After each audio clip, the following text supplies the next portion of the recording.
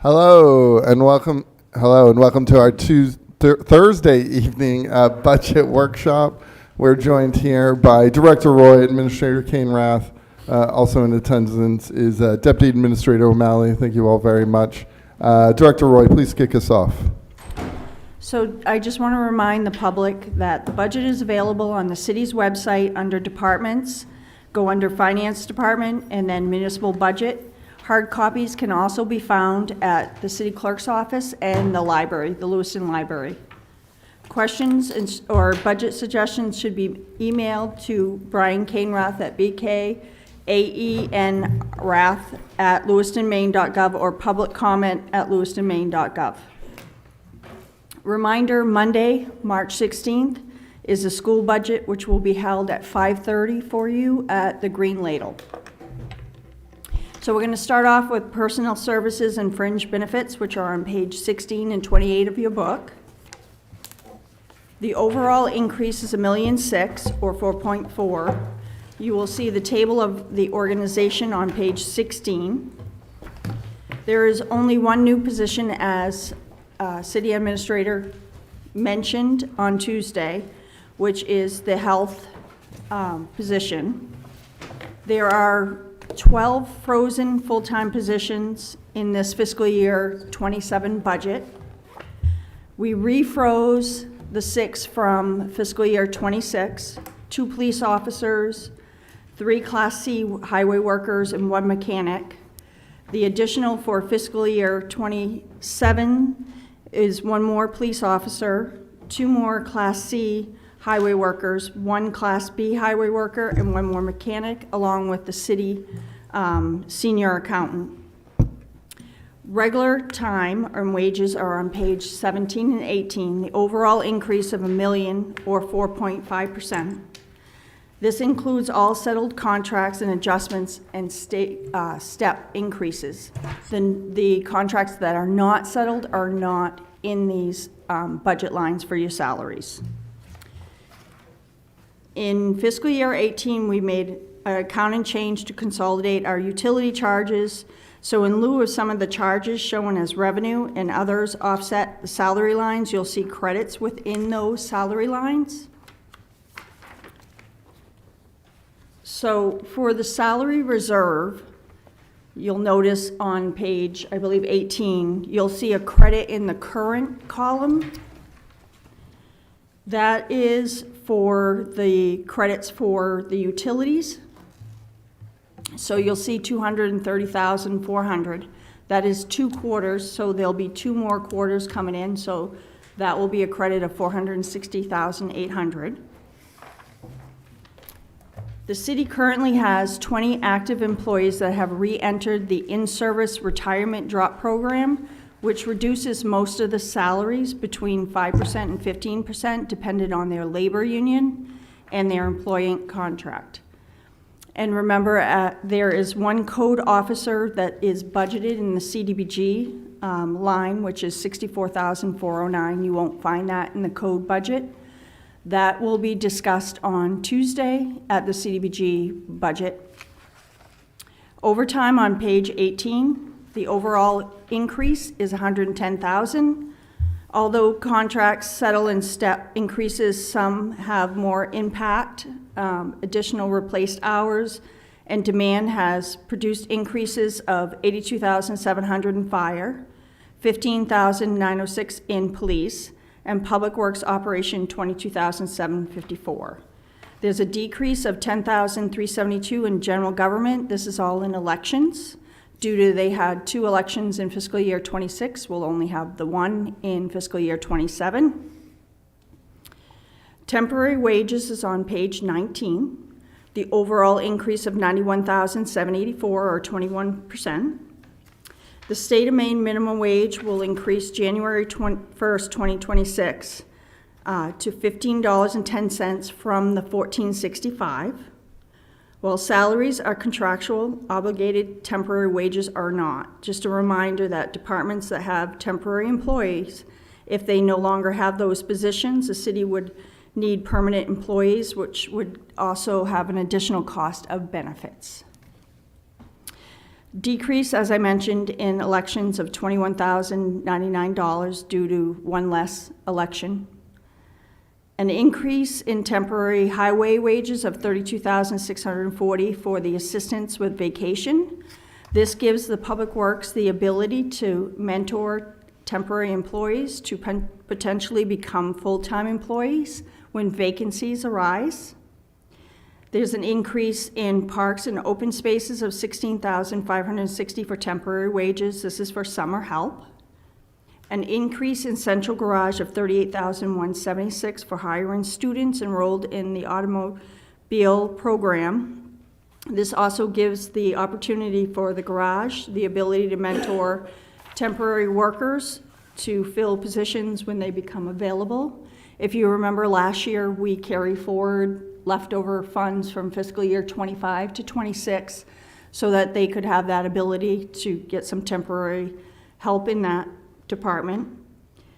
Increase in armory by $12,000, which is the transfer from the general fund to the rec account. If you remember, for the pool activities, the general fund puts in $62,000 to cover the wages and help out for the pool that's open in the summer.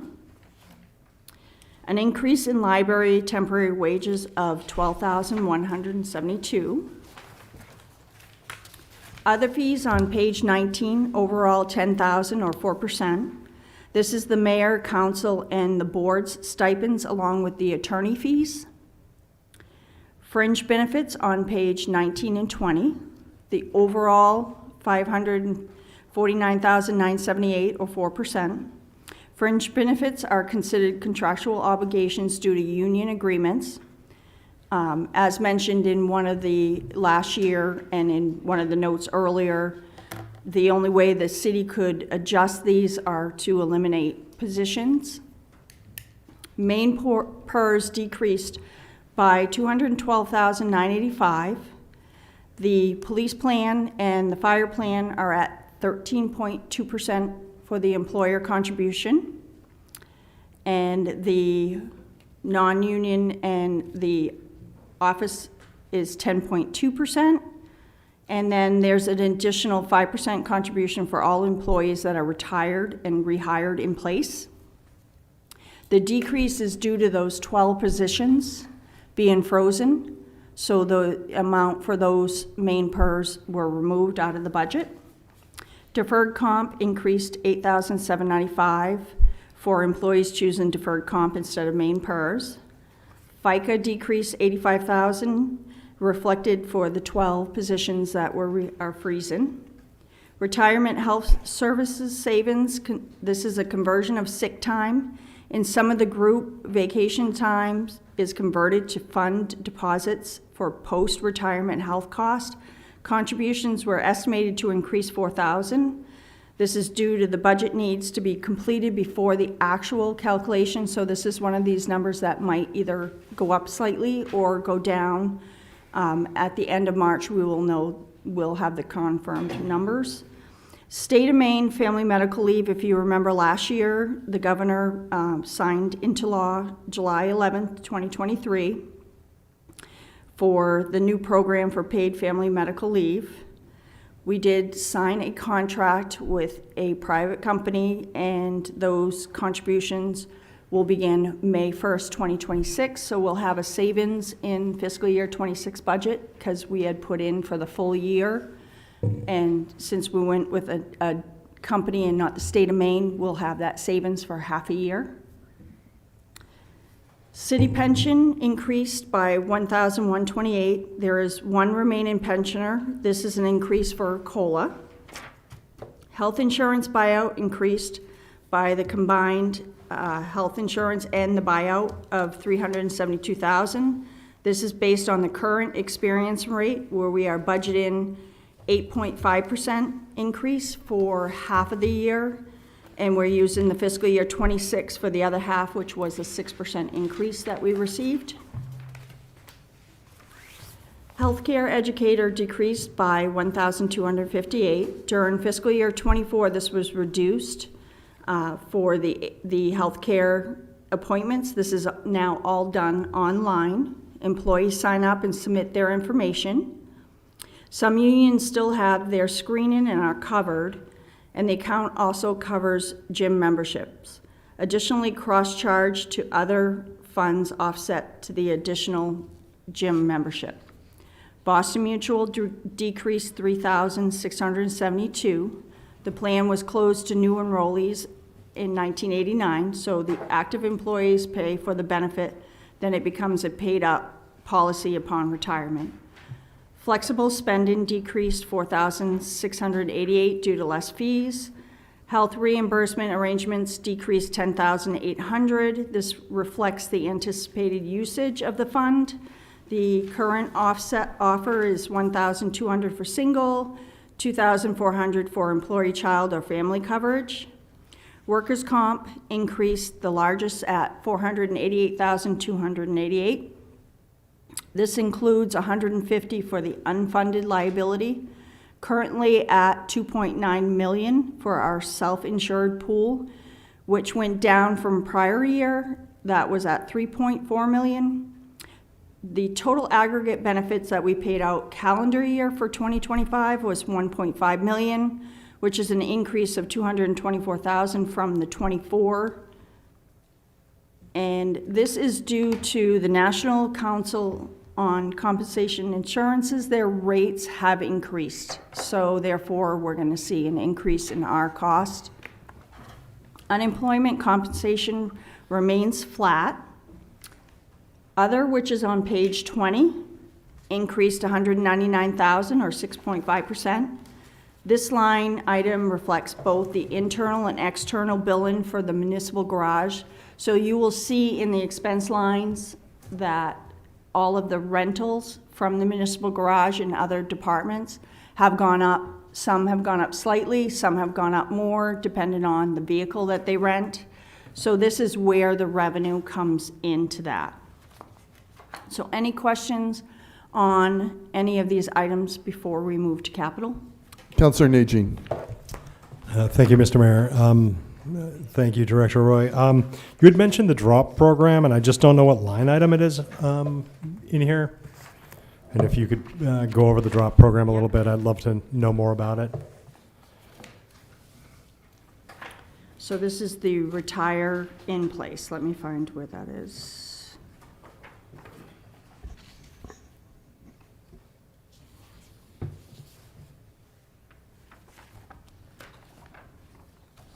Oh, right there.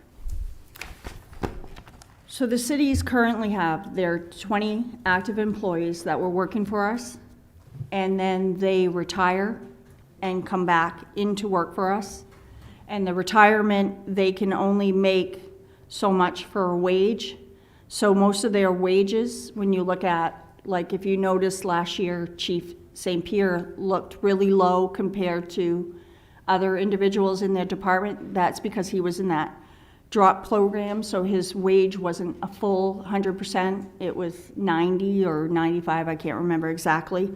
So that's, you'll see in certain departments. So 20 active employees have that they don't make their full 100% wage. But they do in retirement benefits. It goes into the retirement. Is that correct? Can you explain? They get the retirement, the 5% retirement, but they don't get the full wage. So if you were to look at steps on our tables and look and wonder why, say, they were supposed to be making 140 and they're not, that's because they don't make the full, the percentage is decreased because of that retire. Okay, so they're actively collecting retirement and they're being paid a lower amount while they're And then also the working, city's but contributing. also they're still receiving funds into the retirement account as well. Correct. Okay. It's a certain percentage that goes in, Yeah, 5%. could you just point out the line item on that, just so I'm aware of it? Is it busted out there? So that will be in every wage that It's has just one of built those into the wage individuals. piece? Okay, So I gotcha. can get you which department has those 20s. Okay. I know there's quite a few in the police department. Okay. Yeah, I would just appreciate just having an idea Yep. of like overall what that is. And then the health insurance piece, 4921, looks like our health insurance premiums went up considerably. Is that correct?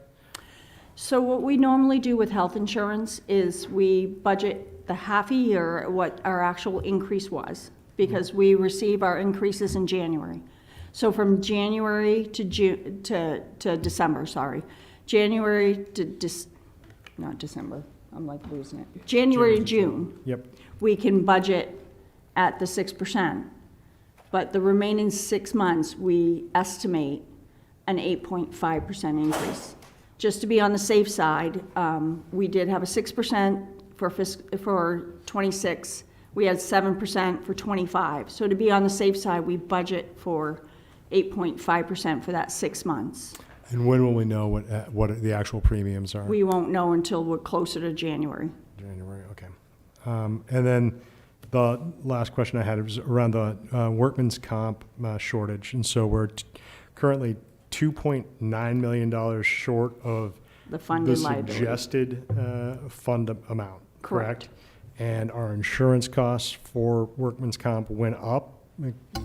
So no, the rates, so the national rates go up. So what we do to calculate our amounts is they will take our wages. So we have to do an audit every year with the state and an audit with the company that we source out, that we actually give them our actual calendar year wages, and it takes that rate and times it by to make sure that we're at where we are. Sometimes we end up getting another bill if we estimated too low for the amount of wages due to, mostly it's usually overtime that comes in higher than what we've estimated. So that rate per a code, so Public Works has a different code than us office individuals. We have a lower code because we have a less risk. Public Works, Fire, Police, they have higher codes. Those codes dropped for 2025, and that's why we saw a decrease in the budget for 25. I mean for fiscal year 26, but the codes have gone back up for the 26, so that's where we're going to see the jump for our fiscal year 27. So it's not the amount of workers' comp funding that Claims. people are actually, yeah, exactly, Right. claims that are actually being placed. It's what we're being advised we need in order to cover our current employees. Correct. Okay. And if you could just speak really quickly, because I know the workers' comp fund has been underfunded for a very long time. Could you tell me how long we've been running a deficit? Do you have any idea? I'd have to go back and look at all of the reports, but I believe most towns run at a deficit because nobody funds their full, but I can go back and get you those amounts, back years. If we could just have an idea of what the dollar amount deficit is over a period of, like, let's say the past 10 years, that'd be helpful. Because I know that in like 2024, we had assigned a larger amount to workman's comp than was even suggested because we did have some room there. But now seeing this increase, I'm just wondering, like, what our trajectory is. Do you know what I mean? Like, Right. Our actually unfunded is going down from prior years. So it is going down. It hasn't been going up. As you notice, if you look at the amounts, I did put the amounts in there for you. So last year, it was at 3.4 million. This year, it's at 2.9. So it is going down. That we're getting closer to covering our full. yeah, I would just love to see, like, Right. on a decade-long Yep. trajectory, what percentage, I guess dollar amount and percentage of Okay. what we're supposed to have. Thank you very much. That's it for me. Councilor Herman, did you have your hand up? Thank you. My question was answered. Okay. Further comments about personnel services and fringe? Councilor Chittum. Yeah, I'd like to explore a little bit more about this workers' compensation. We're underfunded based on the recommendations of the underwriter or the people Correct. with whom we insure, but we're not underfunded in terms of our ability to meet what has been historically demands. Correct. And I think Councilor Nadine is asking for the number that illustrates that difference. I will. Yep. Yes. We have never been in the negative in the count. We have paid what is need be. Okay. But I will get those along with the All right. deficit that their reports have. Is there a penalty for us not to be funded to the level that we're told we need to be funded? Now, if you remember, these reports do go to the bond rater, rating companies. So they look at everything on our, what we carry for fund balance, what we carry for unfunded liabilities. So this is a report that they also get and review. Okay, is there any way to quantify the effect that this would have on our, currently we're at a AA, I believe? AA negative. AA negative, okay. Is there a way to quantify what financial or monetary penalty this underfunding would result in? I could speak with the bond counselor. Okay, thank and- you. Yep. Thank you. Okay, I think we're up to capital outlay.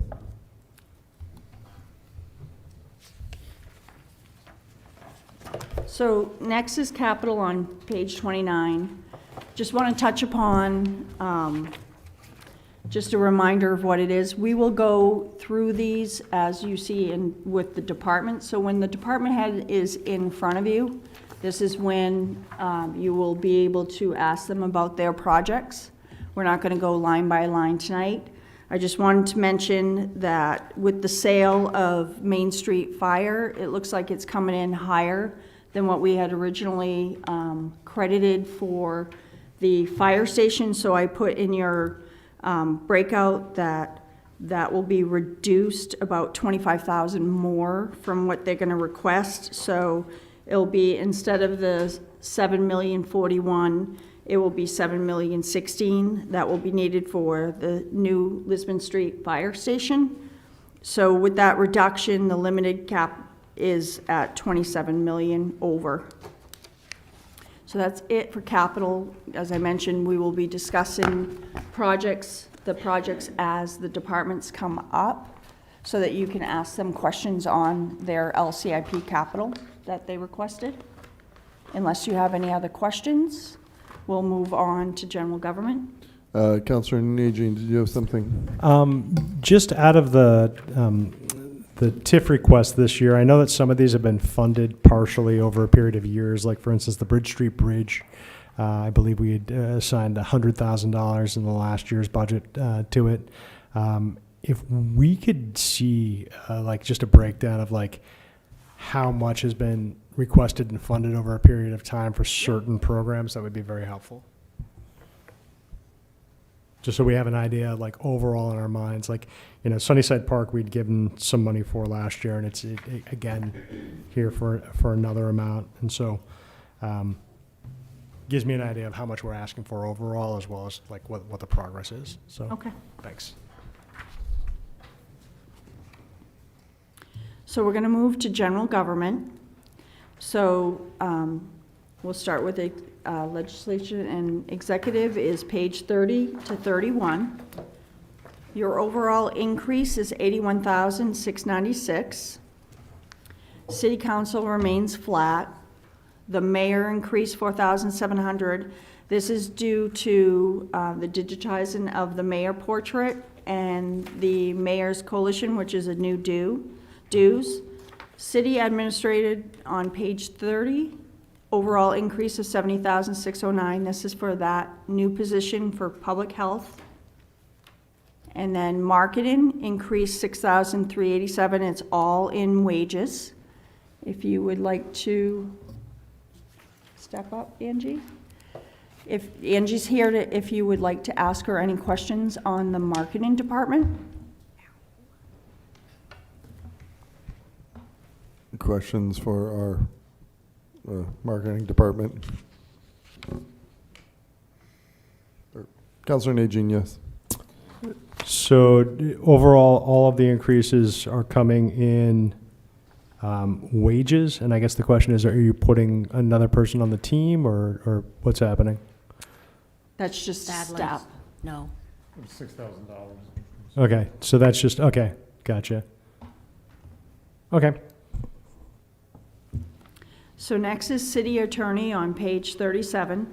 You'll see an overall decrease of 7,500. That is taking the estimate of the average over the monthly bills and seeing a decrease in that of 12,000, with an increase of 4,500 for legal services other than Legal, kind of like the investigations or anything that's done on the side that's not from the lawyers, that line has been added. Do we, all right, is that everything for city attorney? Yes, that's All right. everything for city attorney. Did you have a question about city attorney, Councilor Herman? Yes, just wondering where to find that in our book. Page 37 covers assessing. 32, actually. 32. Oh, sorry, 32, my mistake. All right. Thank you. Next is city clerks me. on page 33. Councilor Chittum, yes, Sorry. did you have something? Thank you. Yes, miscellaneous services shows up a lot. Are we going to get detail on what that is, and why is the attorney going up from 500 to 5,000? What are miscellaneous services for the city attorney?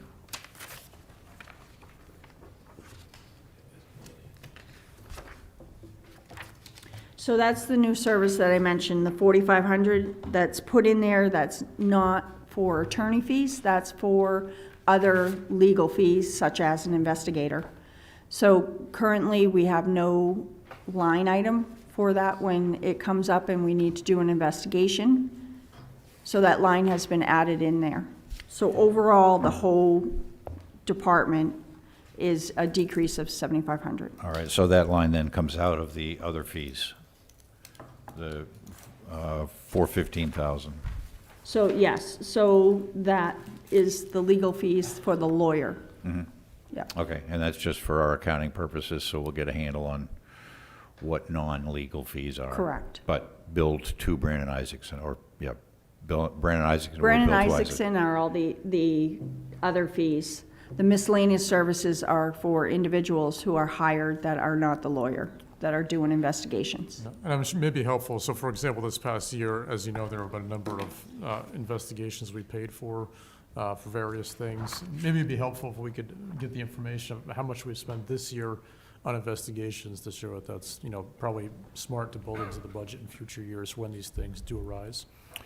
And do those investigations bill us directly, or are we billed through Brandon Isaacson? No, we're billed directly. Okay, all right, thank you.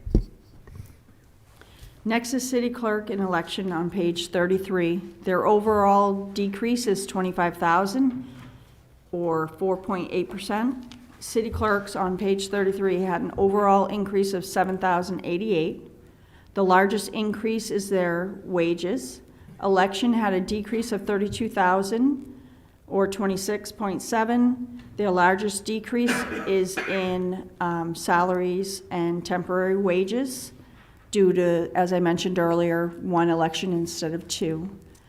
City clerk is here to answer any questions you may have on her department. Any questions for the city? Councilor Chittum, yes. Yeah, I noticed that telephone has gone up, as have several other items across the board. Why is that? So in prior years, the city clerk did not get a cell phone stipend where she should. So that was put in for the budget. Is that going to be the same answer for all the other telephone increases? Are we now giving cell phones to other employees, or? No, she is the only one. The other lines you see that are increasing in telephone are most likely for tablets, for the internet coverage for tablets. Okay, thank you.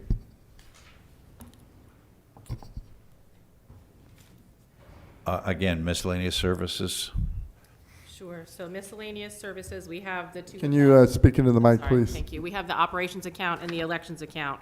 Miscellaneous services for the operations side is simply for unexpected. I apologize, Madam Clerk, you probably still need to move the mic closer to you. Thank you, Mr. Mayor. Is that better? Yeah, possibly, yes, thank you. For operations, miscellaneous services is if we need to replace any small equipment, like a printer or something like that, or if we need to purchase any unexpected supplies that are not anticipated, not budgeted for, that's on the operations side. On the election side, miscellaneous covers the programming of our voting machines. I don't know why it's necessarily considered under miscellaneous and not its own account, but that's where it's always been budgeted for, so that's the programming of the voting machines. If it's a state election, the state will pay for the programming of the machines, but if it's a city election, we need to cover that. And the increase of $3,530 over last year's proposed and revised budgets, why is that such a great increase? Sure, it is for the programming of the machines for a city election.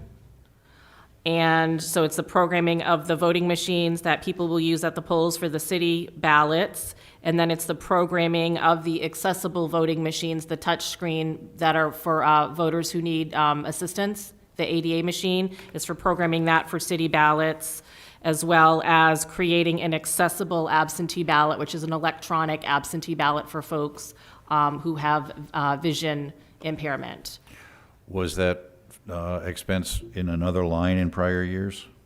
No, it's always been in this line. Well, again, we spent $200, or we budgeted $200 last year, and we're looking at $3,700 this year. We can take a look at that and see if it was in another account, but it should always be in the miscellaneous account.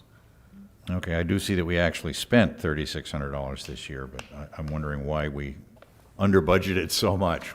We know when the elections are going to Right. be and what we have. Right, and we're going to have a city one every November now, Yeah, so. right. Yeah. Okay, if you could get an answer, Sure. that'd be appreciated. Thank Sure. you. Councilor Najin. Thank you very much, Mr. Mayor. Just a couple of quick questions, City Clerk. One, I'm showing that we have that advertising and marketing line, which looks like we've appropriated 2,500, spent 600 so far. We're appropriating 2,800. We're asking to budget for 2,800 for 2027. What is that fund for specifically? Sure, so it is for legal ads for your land use code and city code of ordinances amendments, but the biggest cost is the LCIP bond ad, and that's almost a quarter-page ad, and that always runs every May. So the budget is going to look like it's full and healthy right now, but it will, by the end of the fiscal year, we'll be using that because that's a very end-of-the-year expense that we have every year. Okay, makes sense. And the second piece was the code ordinances. So what is that? So that's 4141, 420,600. Looks like we've appropriated 1,800, spent none, and we're appropriating 1,800 for next year. Yes. What's it for? Same situation. It's an end of the fiscal year expense. It's an annual expense. We purchase, for whatever reason in my budget, the National Fire Prevention set of fire codes. Life safety fire codes have always been budgeted in my account. It's an electronic version that they receive. They need to get it every year as updates come out. So it's an $1,800 bill, and I just signed it last week. So it hasn't hit the fiscal year accounting yet. And that's related to permitting, I assume? Right, and any of the inspections that the fire department does, it's the National Fire Prevention Code. Okay, thank you. Back to you, Councilor Chittum. Thank you, Madam Clerk. It would seem to me that would be a fire expense. I'm wondering, could that be moved into the fire department? We can certainly talk about it. When I started here 30 years ago, it was in this budget, so it's just maintained in this budget ever since. Probably because it's codes. Probably, right. Is that available to anyone other than the fire department? Can the public access that? Not the public, because you need certain pass codes to access it, but I'm sure the code enforcement department could if they needed to. Okay, thank you. I know these codes are expensive. Is it just the NFPA? Yes, that's it. Okay, what about Boca? They have the same situation They would budget it in their own department. in Code enforcement. codes. Yeah. Okay, thank you. Next is finance. On page 34 and 35, there's an overall decrease of $57,000 or 5.5%. The finance and administration on page 34, overall increase of $3,654, which is in wages. Purchasing on page 34, overall increase of $6,647, mostly in wages. This is due to, as mentioned, every year, lead gives funds whenever there's a bid done. The purchasing agent and the assistant's time for Whenever that, there is a what ton? a bid. Oh, a bid, thank you. What the deputy director purchasing and the administration assistant portion of their wage for that hour or however long that process is credited from that. That has lessened because there's less bids going out. So that's why you see an increase of 7,000 in that wage. Accounting and auditing, overall decrease of 82,000. This is for that frozen position, the senior accountant. Tax and treasury, on page 35, you see an overall increase of 14,338. The largest increase you'll see in postage due to the certified mailing cost is going up. In 2025, it went up to $10.44 from $9.64. So we're going to see an increase when we send out certified mail. They estimated to go up another 6%. So we're estimating in fiscal year 27 to see 1106 for a cost for each piece of mail that goes out that's certified. And central services is an overall decrease of $250. This is where our central large printer is that we use, like when I'm printing for the budget or any of those items. So there's paper there that gets charged off to departments. We're seeing an overall decrease in printing, so that's why this line is decreasing. That is Division of Finance. Any questions on finance? Councilor Chittum, you've been recognized. Thank you, Mr. Mayor. The accountant position, which is now frozen, how long has that position been empty? It's been emptied. The individual has moved over to the tax and treasury side and took the cash management position. So it has been vacant probably about a month. Okay, and it will be frozen? It will be frozen for the full year. And what impact is this going to have on the ability of the finance department? So I have shifted around responsibilities.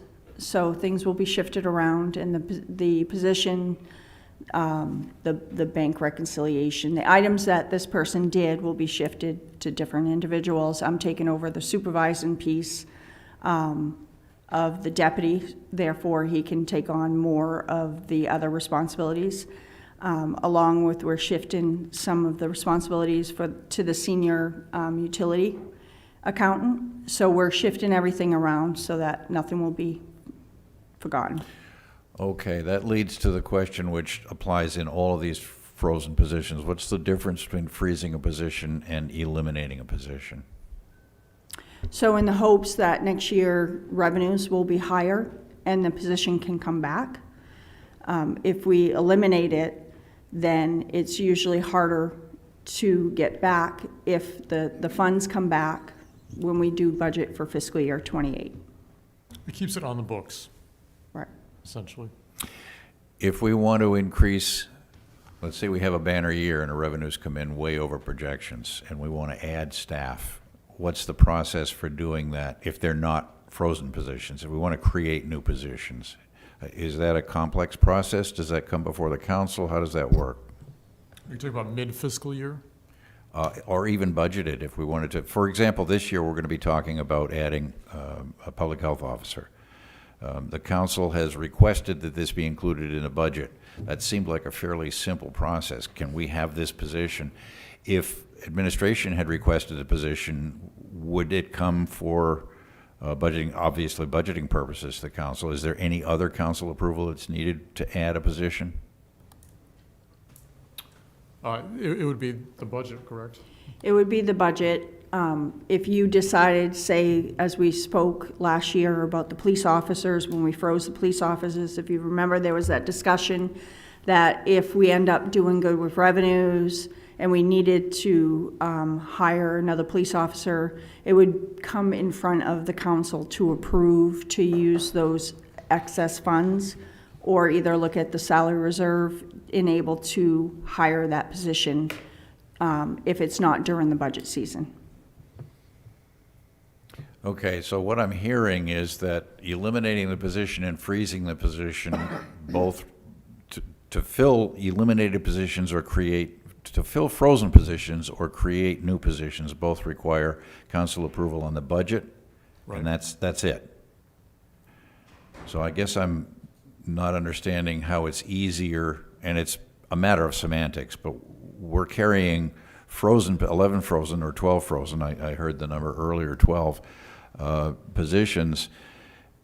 If we have revenues and to fill those positions mid-year, are they automatically filled, or does it come back to the council? No, it comes back. To the council Okay. for appropriation. Right. Then what's the advantage of saying we have 11 or 12 frozen positions? I think, again, it's leaving them on the books versus eliminating. So if we're in this position next year and the budget is looking a lot better than this year, we have the ability to unfreeze or just fill those positions again. If they're eliminated, now we're creating a new position again into the budget. So I think some of it is just, semantics, as you say, but in effect, we're leaving them on the books with the hope that in a future better climate, we're able to just fill those. They have been identified as needed positions throughout the organization, for sure. I don't think we necessarily want to see these positions eliminated for the long term forever, but for this year, with the circumstances that we're in, it makes sense to freeze positions that are currently open rather than looking to layoffs, certainly. Okay, thank you. So next would be MIS on page 36. There's an overall increase of 13,652 or 1.5. The increase is in maintenance and licenses for the Munis, which is our financial software, and Microsoft 365.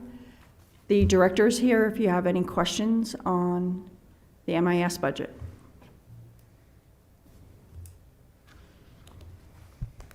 Councilor Jim, do you have a question? Well, yes, I'm looking at a reduction in the salaries and wages line. That's unusual. That is, oh, sorry, go Go ahead. ahead. I was just going to say, we had an employee that had many, many years retire, and we replaced them with a new employee, so the salary is much lower. Excellent, thank you. You're welcome.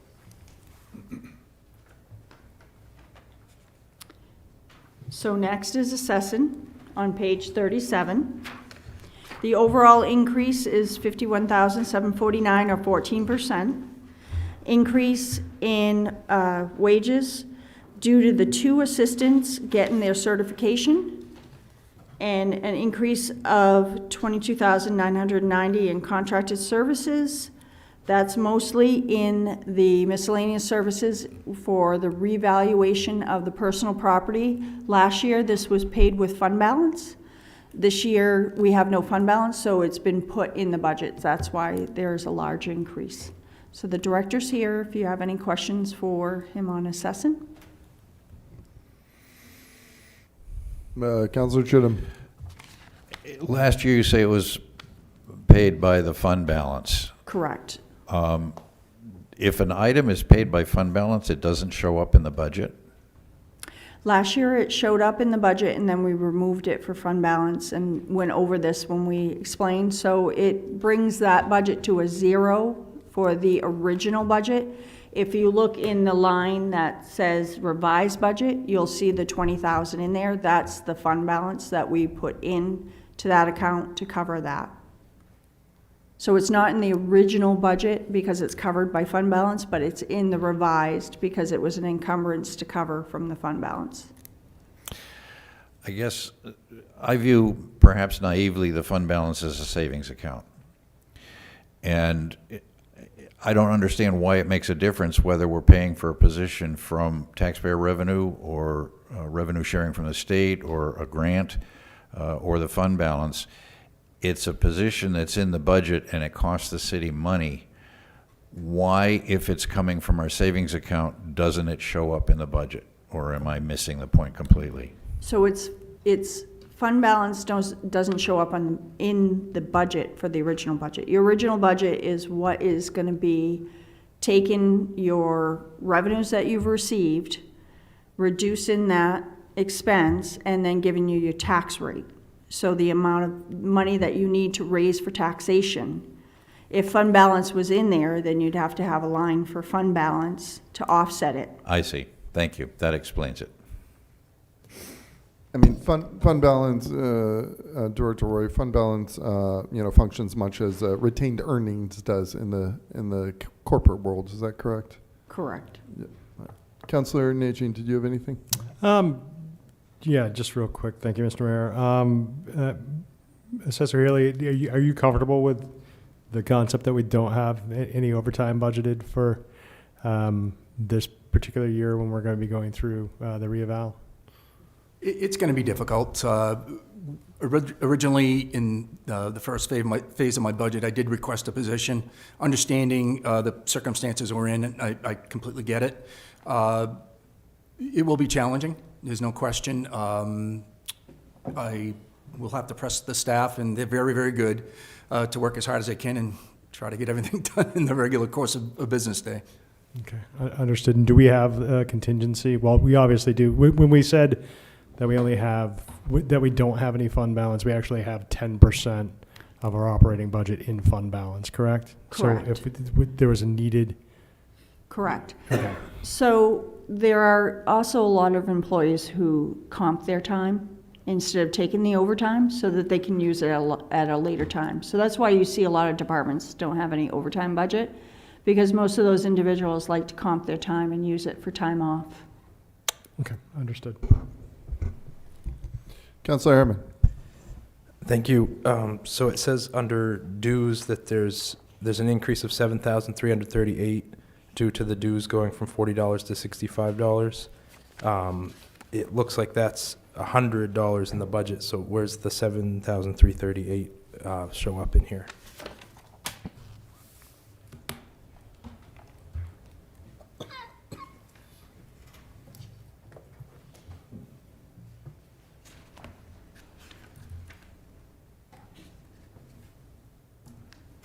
What's the item number?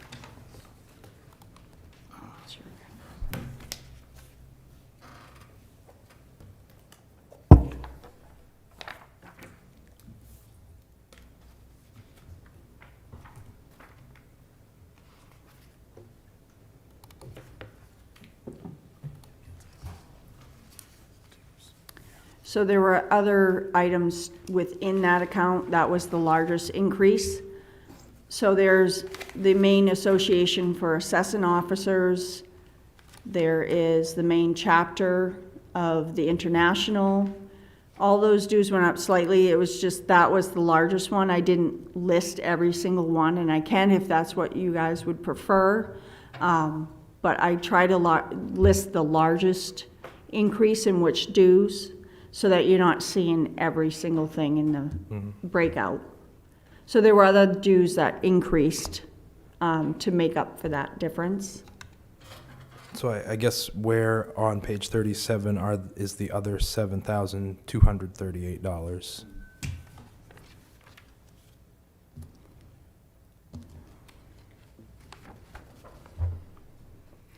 It may be, I don't think it was 7,000. I might have accidentally added. So dues increased, I think I accidentally added, dues increased $100. Okay. So that was my error. Okay. That shouldn't say 7,338. Should say 100. All right. Thank you. Any further questions for assessing?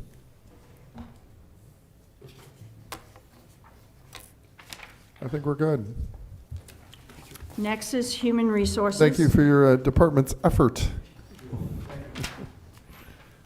On page 38, the overall increase is $96,473, or 33%. The increase is mostly in wages for $83,085. This is due to the, if you remember, the DEI position that was in city administration that was covered by a grant last year or this year, is now a workforce development specialist and moved to the human resources department. That's the largest increase. Do you have any questions for the human resources director? And that grant is now expired. That's the sorry. cost, obviously. Questions for Director Terrio? Councilor Chittum. Can you explain the credit, somebody explain the credit for school safety coordinator? Correct. So the school, because we have the safety coordinator at the city, the school pays a portion of his salaries due to him going into the schools for safety issues. Okay, can you explain the role of the safety coordinator? I guess this is for Director Terrio.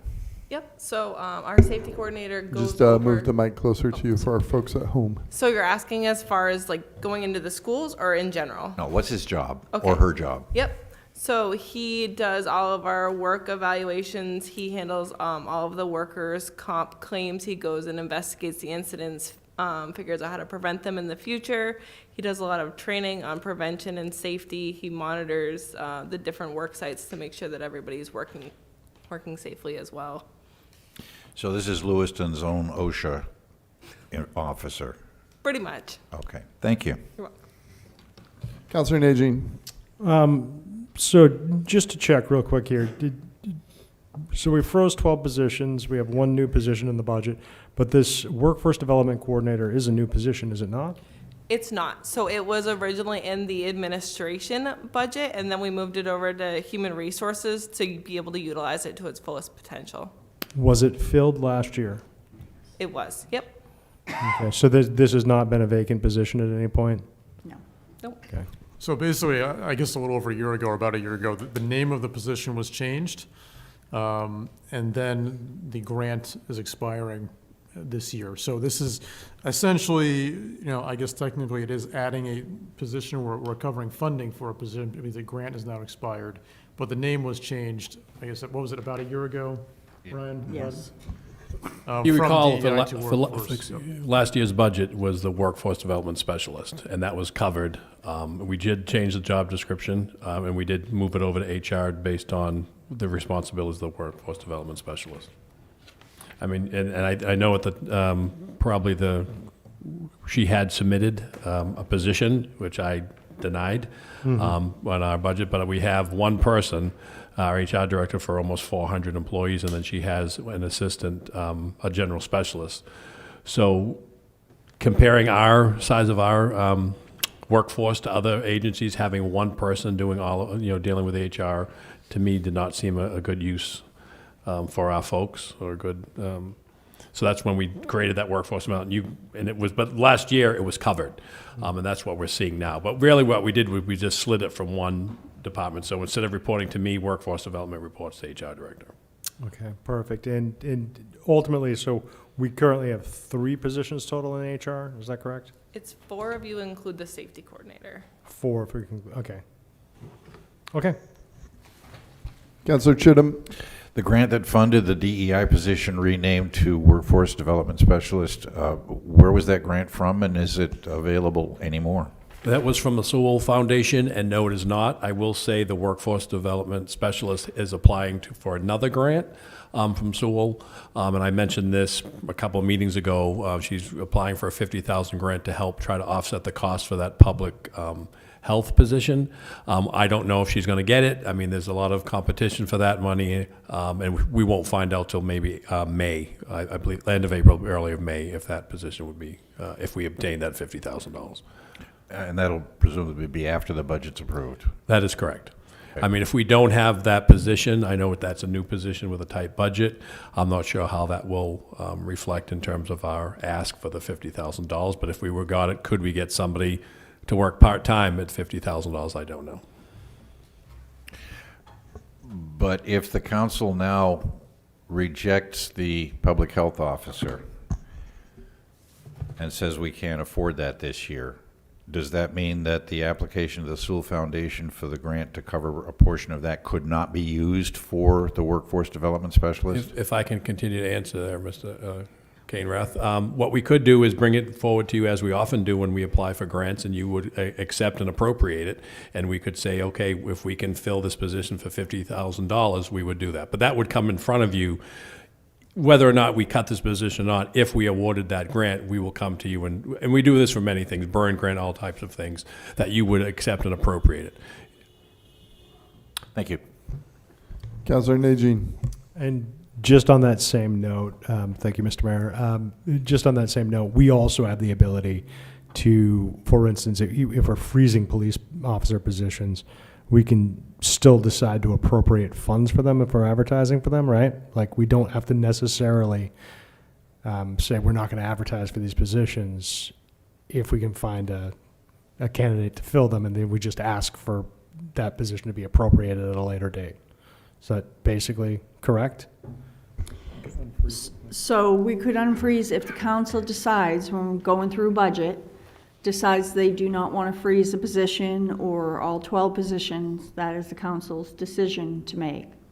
Well, I'm talking specifically the police officer positions, and what I'm saying is, even if we freeze the positions, we can continue to advertise for them, and then ask for appropriation for that position at a later date. Is that correct? We don't advertise for any of the frozen positions. So I will say, we currently have police officer positions still open, so it is posted. We're just freezing some of them. But we could decide to unfreeze a position also, correct? If we Correct. wanted to mid-year, we Correct. could decide to unfreeze something. If the council. Right. So for the budget purposes, again, for the budget purposes, we would freeze a position, but then at a later date, if we find that we have the opportunity to hire an employee for the police department in particular, we can unfreeze that position and appropriate the funds. Right. So if, this fall, we had a flood of candidates, we could unfreeze the position, fund it, and make some hires. Okay, perfect. Thank you. Yeah, and when we're talking about the police department, we haven't frozen all the positions. Correct. There's still going to be some open, and then I also Correct. understand there's going to be coming retirements that we also need to Right. fill, which So will we then be have open positions to work with like- for sure, Yeah. this year still, yep. And just for the public's benefit, we can only send so many people to police academy at one time, so we're bounded by constraints here. Councilor Chittum Councilor Nugent, did you have anything else? No, not at all. Thank you. Yes.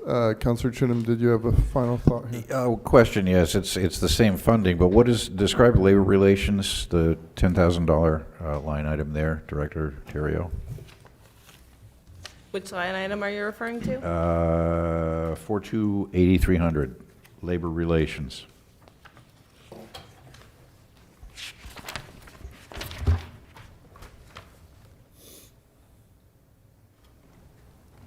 That line item is for mediation and arbitration and salary surveys. So as we have open contract negotiations, those are the funds that we draw down from if we need to go to arbitration or if we have a situation within the union that we have to go to mediation, we would use those funds to draw down. Thank you. So that concludes our budget meeting for tonight. I want to remind everybody that the school budget is March 16th at the Green Ladle at 5:30. And then our next one will be a workshop before the March 17th. We'll be going over economic development, TIF, and CDBG. Councilor Herman, did you have something? Yes, thank you. Just going back to Tuesday, are we covering revenue tonight? It was next Thursday night that we're Oh, covering it. Okay. Sorry you. about that. Stay tuned. Councilor Roy, yes. Thank you, Mr. Mayor. I just want to tell people out there in TV land, if that's the way to do it, please email us. If there are any concerns about the budget, anything you want us to be aware of, to look at, to think about, please, please, please email us and let your thoughts be heard. I would appreciate that. Administrator Kainrath, I'm trying to find it here, but we have a budget hearing on this next meeting, or no? No, the first public hearing April 7th. is April 7th. April 7th. Okay, I see it now. Okay. Yes, Councilor Nagy. Thank you, Mr. Mayor. Quickly, I understand that there may be some retirements before the end of this fiscal year for certain departments. Has there ever been a situation where we've either frozen those positions for the following budget or considered a realigning of those positions in order to possibly streamline some of the I'll use an example. I think the police supervisory union has 16 members right now out of a total of 87 staff. And was there any consideration for possibly eliminating one of those positions? We have not, any positions that have become vacant after this process that we did the budget, we have not frozen. So they're just expected to be filled for the next, Correct. either from the ranks below normally, correct? People get promoted Correct. up? Okay, thank you. Counselor Chittum, yes. Thank you. In general, this is a very tight budget, and I'm sure you've gone over it with a fine-tooth comb, but I see every department has dues and miscellaneous services. Have those been looked at minutely? Are all the dues absolutely necessary to perform the functions? And are miscellaneous services ill-defined, but are they absolutely necessary in the amounts listed for every department? I'll just say something about dues. So dues, most of them are involving memberships in professional organizations, which relates to training. I will say, in general, I think, having worked in other organizations, we need more training opportunities available here, not less. I think we're already sort of a bit short in a lot of areas in how much we do with staff development and training. So I'd be hesitant to start pulling. I understand we're in a tough year, but we also have to continue to invest in our people. And so I'd be hesitant to, in a drastic way, start cutting at dues and not allowing people to be part of professional organizations and other things. It's certainly something we could look at, but I think it certainly has an impact on the quality of staff, the training of staff, and the morale of staff, for sure. So just a general statement on that, Tracy. Along with certifications. So some of those dues are for membership that they need for their certification to keep certified. So just a thought on that. Okay, thank you. And one final off-the-wall, blue sky, out of nowhere question. Payroll represents a significant portion of the city budget. Much of that payroll is dictated by contracts. A contract between the city and an employee does not preclude that employee from saying, in the interest of public service, I will forego my increase this year. Has there been any exploration of asking employees if they are willing to forego their raise or a portion of it in recognition for some in exchange for some non-monetary recognition? Not at this time. Is that something that's worth exploring? My guess is probably no. Heading back to professional dues, the dues line item. So, sometimes cutting dues can be counterproductive because, many licensed professionals need to keep up on their CE, and these dues in these professional associations provide an opportunity for lowest-cost CE that we would then be on the hook for higher cost CE if they were not in these organizations. Councillor Najin. Thank you, Mr. Mayor. Director Roy, one thing I just wanted to note really quickly, the reorganization within your department in order to absorb the work flow for the one employee that has shifted departments is greatly appreciated. I think that any place where we can do that in different departments, and obviously it's going to be the director's decisions in order to decide whether to do that or not. But what you've done is very accommodating for a very tight budget, and it's greatly appreciated by the council, at least by myself. Thank you. Councillor Hammond, did you have something? I was just going to say, while it's, I guess, a noble idea to ask employees to maybe forego an increase, I would think if they're covered under a CBA that would either be a violation of it or be very close to doing that. To have your employer come to you and ask you to forego something that is guaranteed in your contract. So I don't know, I just wouldn't think it would be seen as good faith. Councillor Martel, did you have something? Yeah, just to that, I can't imagine, excuse me, where anybody would be excited about not getting their raise or anything else, but I think it's important that we recognize that there's going to have to be cuts, or, we've heard from the public, or at least I have, these tax increases are not being received well, and something is going to happen. Positions are going to be cut. Services are going to be cut. Something is going to happen, or we're going to have pitchforks outside of City Hall when these new tax bills come in. And I don't imagine that anybody would welcome losing their their raise, but if the alternative is cutting positions or departments or services, we have a lot of tough decisions in front of us, and I just think we have to look at the lesser of two evils in some circumstances. That's all. Thank you, Councillor Martel. I would also, these are obviously great discussions to have, and, we've kind of seen where the budget is headed. Before we start committing to things, I would like to get a certain way through the budget, understand everything, all of the expenses, and then kind of go from there. Administrator Kainrath, yes. Yeah, thank you. Just on, to follow up on tough decisions, as Councilor Martel mentioned, we've already made $4.1 million worth of them so far. I think we're understanding that probably more need to happen. And I want you to know, we're going to be discussing and meeting further to really devise I'll call it a menu of options for the council to look at for additional cuts and additional areas of savings. None of these are going to be fun or pleasant, but I feel like it's also incumbent upon us to do that. So we are going to be developing, I'll call it a menu of options to get to some lower numbers. Again, they'll be pretty difficult, but I think we have to do this. So we're going to be preparing some things.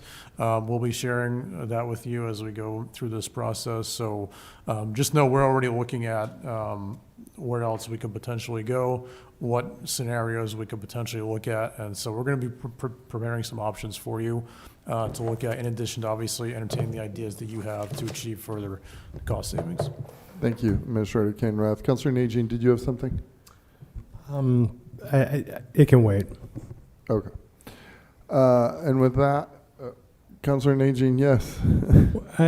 Sorry, just to circle back around. So I don't know if this is the appropriate moment to bring this up, but the public health officer position, I spoke with the public health committee today, and I made it pretty clear that there probably wasn't any funding source for this position.